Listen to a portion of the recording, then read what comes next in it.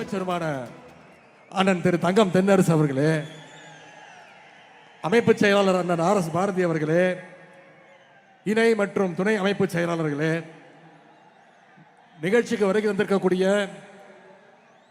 இந்த நிகழ்ச்சியுடைய வெற்றிக்கு பெரும் பங்கு ஆற்றிருக்கக்கூடிய வந்திருக்கக்கூடிய அனைத்து மாண்புமிகு அமைச்சர் பெருமக்களே,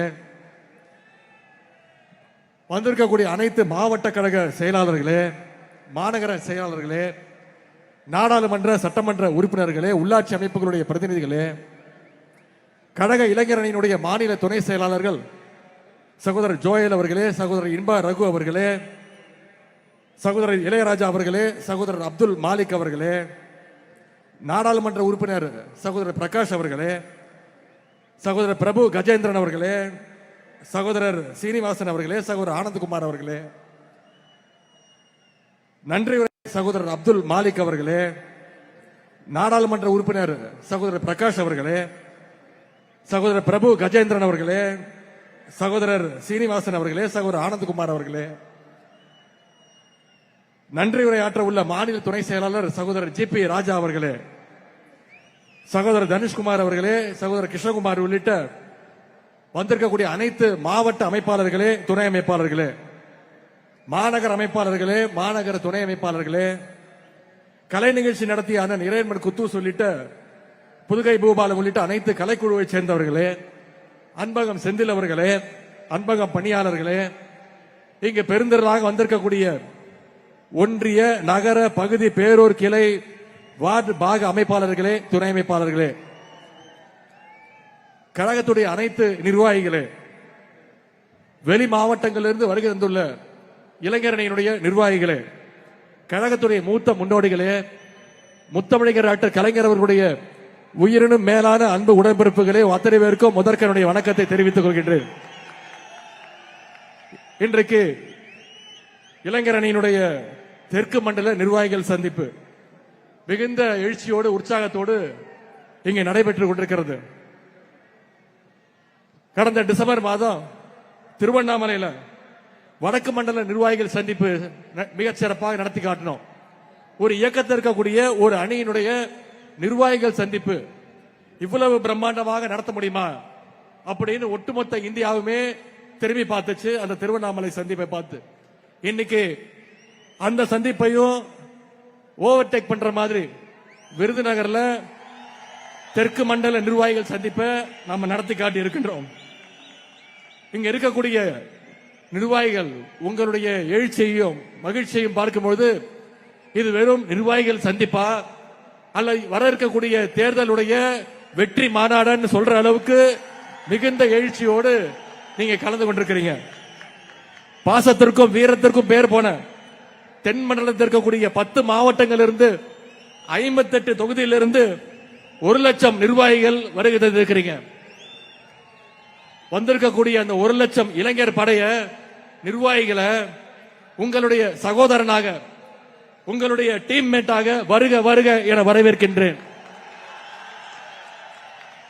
இப்படி தொடர்ந்து நிர்வாகிகள் சந்திப்பை நடத்துவதற்கு அனுமதி கொடுத்த கழக தலைவர் அவர்களுக்கும் தலைமை கழகத்திற்கும் என்னுடைய நன்றியை நான் தெரிவிச்சுக்கிறேன். இந்த நிர்வாகிகள் சந்திப்பு இவ்வளவு சிறப்பாக நடப்பதற்கு 2 பேர் மிக மிக முக்கிய காரணம். ஒருவர் தமிழ்நாட்டு மக்களுக்கு பட்டா கொடுக்கிறவர், இன்னொருத்தர் தமிழ்நாட்டு மக்களுக்கு நிதியை கொடுக்கிறவர். அவங்க 2 பேருக்கும் நன்றி. இந்த சந்திப்புக்கான பணிகளை மிகச் சிறப்பாக ஏற்பாடு செஞ்ச மாண்புமிகு அமைச்சர் அண்ணன் KKSR ராமச்சந்திரன் அவர்களுக்கும் மாண்புமிகு அமைச்சர் அண்ணன் திரு தங்கம் தென்னரசு அவர்களுக்கும் என்னுடைய நன்றி. அதே போல இளைஞரணி நிர்வாகிகள் எல்லாம் ஒருங்கிணைச்சு அழைச்சிட்டு வந்திருக்கக்கூடிய மாண்புமிகு அமைச்சர் பெருமக்கள், மாவட்ட கழக செயலாளர்கள், சட்டமன்ற நாடாளுமன்ற உறுப்பினர்கள், இளைஞரணியினுடைய மாநில துணை செயலாளர்கள், மாவட்ட அமைப்பாளர்கள், துணை அமைப்பாளர்கள், உள்ளாட்சி அமைப்பு பிரதிநிதிகள், உங்க அத்தனை பேருக்கும் மீண்டும் என்னுடைய நன்றியை நான் தெரிவிச்சுக்கிறேன். இந்த விருதுநகர் மாவட்டம் சாதாரண மாவட்டம் கிடையாது. ஆங்கில ஆதிக்கத்தை எதிர்த்து போராண்ட மருது சகோதரர்களை தந்த மண் இந்த விருதுநகர். எளிமையின் சிகரம் பெருந்தலைவர் காமராஜர் தமிழ்நாட்டுக்கு தமிழ்நாடுன்னு பெயர் சூட்டணும்னு போராடிய மொழிப்போர் தியாகி சங்கரலிங்கனார் திராவிட இயக்க கொள்கைகளை சமரசம் இல்லாம மக்கள்கிட்ட கொண்டு போய் சேர்த்த வாலிப பெரியார் திரு ஏவிபி ஆசை தம்பி, கலைஞருடைய தென்னக தளபதி ஐயா வே தங்கபாண்டியன், இப்படி கழகத்திற்காக உழைத்த ஏராளமான செயல் வீரர்களை கொடுத்த மாவட்டம் இந்த விருதுநகர் மாவட்டம். மறைந்த முன்னாள் மாவட்ட செயலாளர் முன்னாள் அமைச்சர் ஐயா தங்கபாண்டியன் அவர்களுக்கும் எங்களுடைய இளைஞர் அணிக்கும் மிக நெருங்கிய ஒரு தொடர்பு உண்டு, சம்பந்தம் உண்டு. நம்முடைய கழக தலைவர் இளைஞரணியுடைய செயலாளராக இருக்கும் பொழுது இளைஞரணியை உற்சாகப்படுத்தணும், அதிகமா வேலை வாங்கணும்னு இளைஞரணியை வளர்ப்பதற்கு துணை நிற்பதற்கு எப்பொழுதுமே இளைஞரணிக்கு அதிக முக்கியத்துவம் கொடுத்தவர் தான் ஐயா தங்கபாண்டியன் அவர்கள். அதனால் கலைஞர் அவர்கள் ஐயா தங்கபாண்டியன் அவர்களை அடிக்கடி கேட்டிருக்கிறார், என்ன தங்கபாண்டிய நீ கலைஞர் அணியா இல்ல இளைஞர் அணியான்னு அடிக்கடி கேட்டது உண்டு. அப்படிப்பட்ட தங்கபாண்டியன் அவருடைய வழியில அவருடைய மகன், அவருடைய கொள்கை வாரிசு அண்ணன் தங்கம் தென்னரசு அவர்களும் இன்னைக்கு எங்களுடைய இளைஞர் அணிக்கு பக்கபலமா இந்த நிகழ்ச்சியை நடத்தி காட்டுகிறார். ஆகவே அந்த பெருமையோடும் உணர்வோடும் இந்த மேடையிலே நான் நின்று கொண்டிருக்கின்றேன். இந்தியாவிலேயே ஒரு கட்சியுடைய இளைஞர் அணிக்கு 5 லட்சம் நிர்வாகிகளும் 50 லட்சம் உறுப்பினர்கள் கொண்ட ஒரே இயக்கம் நம்முடைய திராவிட முன்னேற்ற கழகம் என்ற பெருமை நம்முடைய இயக்கத்திற்கு மட்டும்தான் உண்டு. இங்கே அண்ணன் திருச்சி சிவா அவர்கள் பேசும்பொழுது இளைஞரணியை ராணுவத்தோடு ஒப்பிட்டு பேசினார். ஒரு ராணுவத்திற்கு 2 விஷயம் மிக மிக முக்கியம். ஒன்னு ஆர்கனைசேஷனல் ஸ்ட்ரென்த், அதாவது அடிப்படை நிர்வாக ரீதியான கட்டமைப்பு பலம். 2வது ஒபீடியன்ஸ், தங்களுடைய தலைவர் என்ன சொல்றாரோ அதை கட்டளையோடு கட்டுப்பாட்டோடு களத்தில் இறங்கி செஞ்சு காட்டுவது. கழகத்துறை இளைஞர் அணிக்கோ இது 2 தான் மிக மிக முக்கியமான பலம், முக்கியமான ஸ்ட்ரென்த். மாநிலம், மாவட்டம், ஒன்றியம் முதல் பூத் வரைக்கும் இன்னைக்கு நிர்வாகிகள் கொண்ட ஒரு வலுவான அமைப்பு பலம் நம்முடைய இளைஞர் அணிக்கு உண்டு. அதே மாதிரி கழக தலைவர் அவர்கள் சொல்ற எந்த விஷயத்தையும் உடனடியாக களத்தில் இறங்கி செஞ்சு முடிக்கிற சாமர்த்தியமும் நம்முடைய இளைஞர் அணிக்கு உண்டு. உதாரணத்துக்கு கடந்த 6 ஆண்டுகளை மட்டும் நீர்நிலைகளை தூர்வாடுறது, பொய்ப்பட்டி நிகழ்ச்சி மூலம் கழகத்துக்கு எதிரான அவதூறுகளுக்கு பதில் சொல்வது, சிறுபான்மையினர் நலன் காக்க சிஏஏ என்ஆர்சி சட்டத்திற்கு எதிர்த்தது, கொரோனா காலத்தில் மக்களுக்காக ஹெல்ப்லைன் துவங்கினது, மாணவர்களுடைய கல்வி உரிமை காக்க நீட் ஒழிப்பு உண்ணாவிரதம், தொகுதிதோறும் கலைஞர் நூலகங்கள், தொகுதிதோறும் பயிற்சி பாசறை கூட்டங்கள், 200க்கும் அதிகமான இளம் பேச்சாளர்கள் தேர்வு, வாசிப்பை மேம்படுத்த முத்தமிழறிஞர் பதிப்பகம், கழக வரலாற்றை எடுத்து சொல்ல முரசொலியில பாசறை பக்கம், கொள்கை உணர்வு ஊட்ட அறிவு திருவிழா, இப்படி கழக பணி, மக்கள் பணின்னு பல்வேறு முன்னெடுப்புகளை நம்முடைய இளைஞரணி செஞ்சு இன்னைக்கு தமிழ்நாட்டு மக்களுக்கு ஒரு பாதுகாப்பாக இருப்பது நம்முடைய இளைஞரணி. ஆனா எந்த அமைப்பு பலமும் இல்லாம, எந்தவித கட்டுப்பாடும் இல்லாம, கொள்கைனா என்ன, லட்சியம்னா என்னன்னு எதுவுமே தெரியாம வெற்று கூச்சல் போடுகின்ற ஒரு கூட்டம் இன்னைக்கு தமிழ்நாட்டில் சுத்திக்கிட்டு இருக்கு. அவங்களால தமிழ்நாட்டுக்கு எந்த வித பயனும் கிடையாது. இன்னும் சொல்ல போனா அவங்களால அவங்களுக்கே எந்த பயனும் கிடையாது. இத தமிழ்நாட்டு மக்கள் விரைவில் உணர்த்துவாங்க. இன்னைக்கு நம்முடைய திராவிட முன்னேற்ற கழகம் துவங்கப்பட்டு 75 ஆண்டு தாண்டி பவள விழா தாண்டி போயிட்டு இருக்கிறோம். இன்னைக்கு திமுகவுக்கு வயசு 76. ஆனா இன்னமும் அதே இளமையோடும் வீரத்தோடும் போர்க்களத்தில் நிற்குது நம்முடைய திராவிட முன்னேற்ற கழகம். அப்படிப்பட்ட நம்முடைய கழகத்துடைய சோல்ஜர்ஸ் ட்ரெயின் பண்ணி அனுப்புற அணிதான் நம்முடைய இளைஞர்ங்கிறத நீங்கள் உணர வேண்டும். நம்முடைய கழக தலைவர் அவர்கள் இளைஞர் திமுக துவங்கினார், 15 வயசுல துவங்கினார். அந்த இளைஞர் அணிக்கு விதை போட்டார். அன்னைக்கு இந்த அணிக்கு பேரு கோபாலபுரம் இளைஞர் திமுக. கோபாலபுரத்தில் ஆரம்பிச்ச இளைஞர் அணியோட திமுக இன்னைக்கு தமிழ்நாட்டுடைய கோட்டையில நம்முடைய தலைவர் அவர்களை உட்கார வச்சிருக்கு. கலைஞர் அவர்கள் அடிக்கடி சொல்வார், என்னுடைய மூத்த பிள்ளை முரசொலி அப்படின்னு. அதே மாதிரி நம்ம தலைவருக்கு மூத்த பிள்ளை எதுன்னு கேட்டீங்கன்னா நம்முடைய இளைஞர் அணி தான்.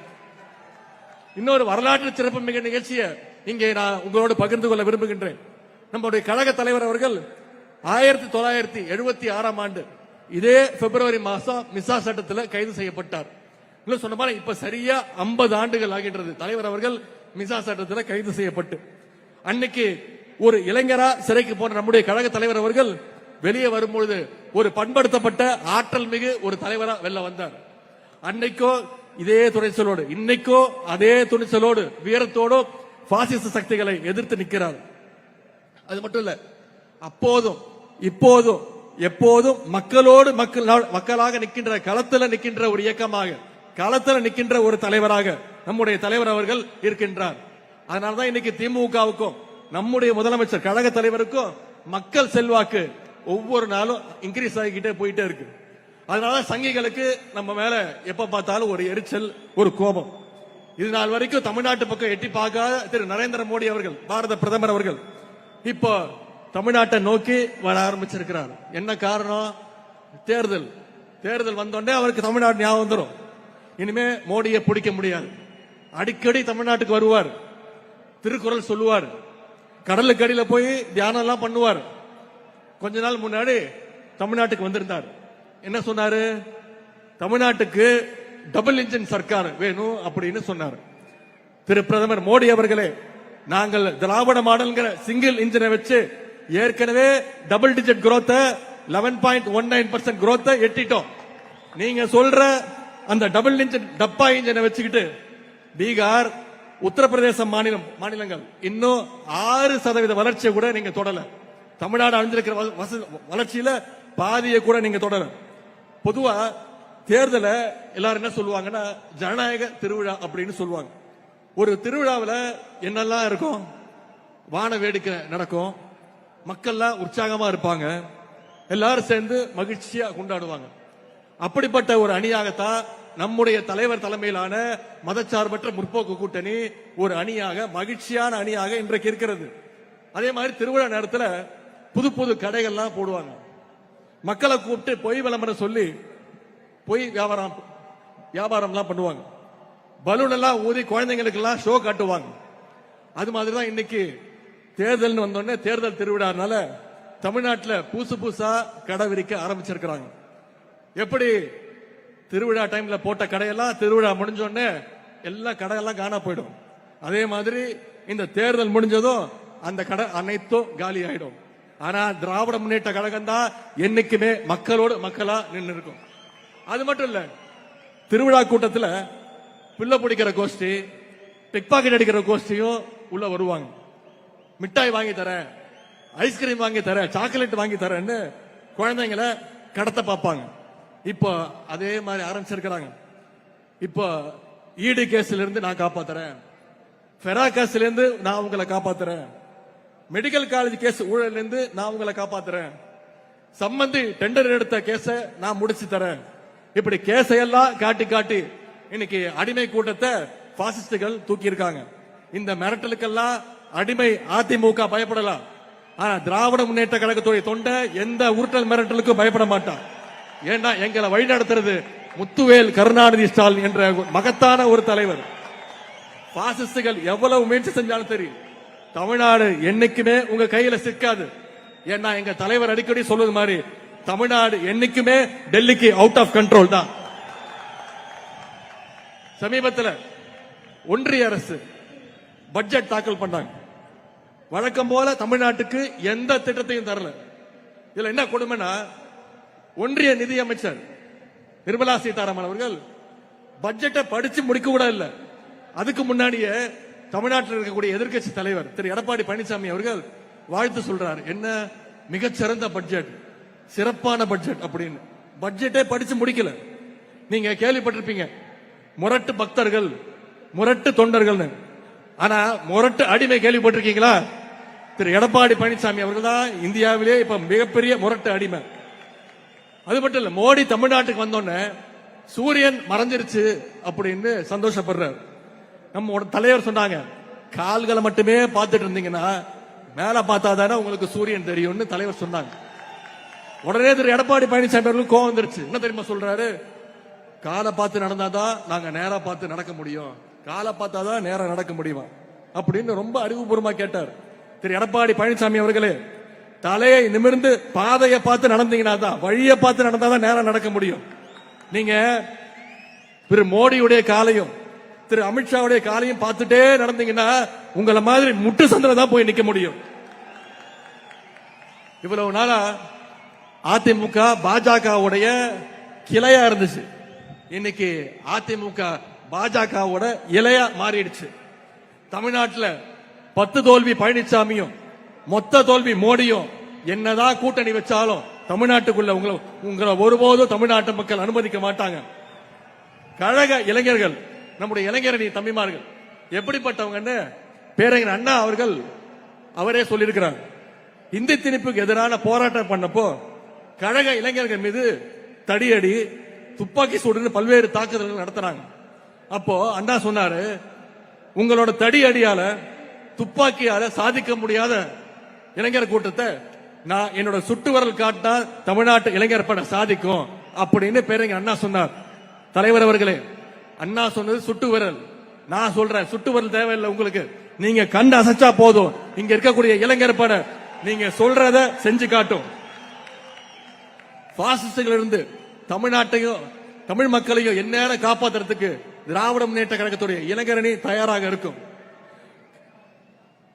கழக தலைவர் அவர்களுக்கு இந்த நேரத்தில் மீண்டும் ஒரு வேண்டுகோள், இளைஞரணியினர் நாம களத்துல உழைச்சோம்னா அதற்கான அங்கீகாரத்தை நிச்சயம் கழக தலைவர்கள் கொடுப்பாங்க. மெயின் கேம் ஆடுறதுக்கு முன்னாடி பிராக்டிஸ் பண்ணுவாங்க, அதுதான் கழகத்துடைய இளைஞரணி. நிச்சயம் தலைவர் அவர்கள் அந்த அங்கீகாரத்தை நமக்கு கொடுப்பாங்க. உங்க சார்பில் ஏற்கனவே கோரிக்கை வச்ச வர்ற சட்டமன்ற தேர்தலில் தலைவர் அவர்களும் தலைமை கழகமும் இளைஞர்களுக்கு நிறைய வாய்ப்பு கொடுக்கணும் சட்டமன்ற தேர்தல் ஒரு கோரிக்கை வச்ச. நிச்சயம் தலைவர் அவர்கள் அந்த வாய்ப்பை பண்ணி கொடுப்பாரு நம்பிக்கை எங்களுக்கு இருக்கு. கழக தலைவர் அவர்கள் நமக்கு ஒரு டார்கெட் கொடுத்திருக்கிறாங்க. 200 தொகுதியில குறைஞ்சது 200 தொகுதியில திராவிட முன்னேற்ற கழகம் ஜெயிச்சு காட்டணும். 200 பத்தாது, 200க்கும் அதிகமான தொகுதிகளில் நம்முடைய அணி வெற்றி பெற்றாக வேண்டும்.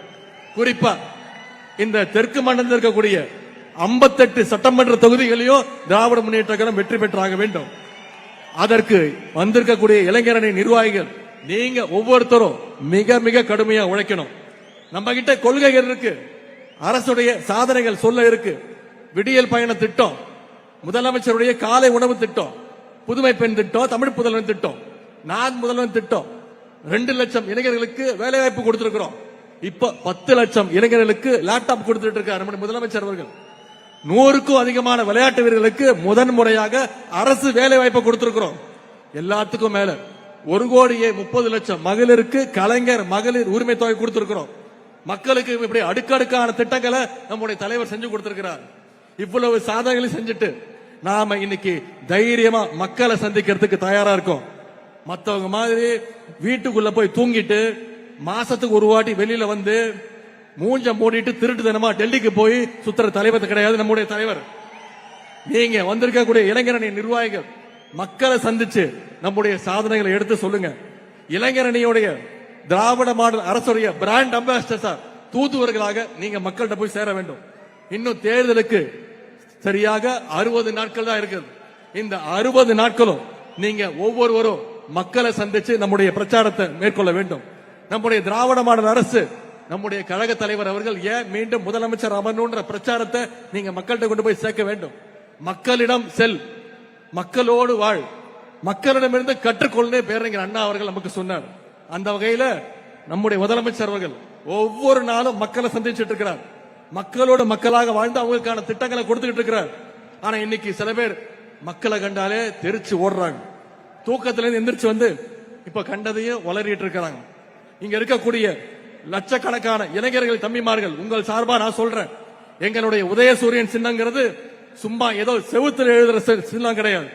கழக உடன்பிறப்புகள் ஒவ்வொருத்தருடைய இதயத்திலையும் ரத்தத்திலையும் ஊறி போன சின்னம் உதயசூரியன். அண்ணா கண்டெடுத்த சின்னம் உதயசூரியன். கலைஞர் காட்டி காத்த சின்னம் உதயசூரியன். தலைவர் அவர்களால் வெற்றியை மட்டுமே பெற்றுக் கொண்டிருக்கக்கூடிய சின்னம் நம்முடைய சின்னம் உதயசூரியன். உயிர் போனால் போகுமே தவிர உதயசூரியன் சின்னம் எங்களை விட்டு போகாது. ஆகவே அரசியல் அறிவே இல்லாத சில அட்டைகள் என்னதான் உளறினாலும் புலம்பினாலும் களத்தில் நின்று ஜெயிக்க போற கட்சி உதயசூரியன் சின்னம் தான், நம்முடைய கழக தலைவர் அவர்கள் தான். இன்னைக்கு பிப்ரவரி 7ஆம் தேதி 5 ஆண்டுகளுக்கு முன்பு மே 7ஆம் நாள் நம்முடைய கழக தலைவர் அவர்கள் தமிழ்நாட்டின் முதலமைச்சராக உறுதிமொழி எடுத்தாங்க. மீண்டும் நம்முடைய தலைவர் அவர்கள் முத்துவேல் கருணாநிதி ஸ்டாலின் எனும் நான் என்ற அந்த குரல் மீண்டும் வருகின்ற மே மாசம் ஒழிச்சிட வேண்டும். அதற்கு இளைஞரணி நிர்வாகிகள் தம்பிமார்கள் நீங்க அத்தனை பேரும் அதிக அளவில் உழைப்பை கொட்ட வேண்டும். அதற்கான உறுதியை சபதத்தை இந்த நிர்வாகிகள் சந்திப்பில் நாம் ஏற்போம். இளைஞர் அணியினர் விருதுநகர்ல கூடினாங்க, கழகத்துடைய வின்னிங் கவுண்டவுனை ஸ்டார்ட் பண்ணாங்க அப்படின்னு வரலாறு சொல்லட்டும். நன்றி, வணக்கம்.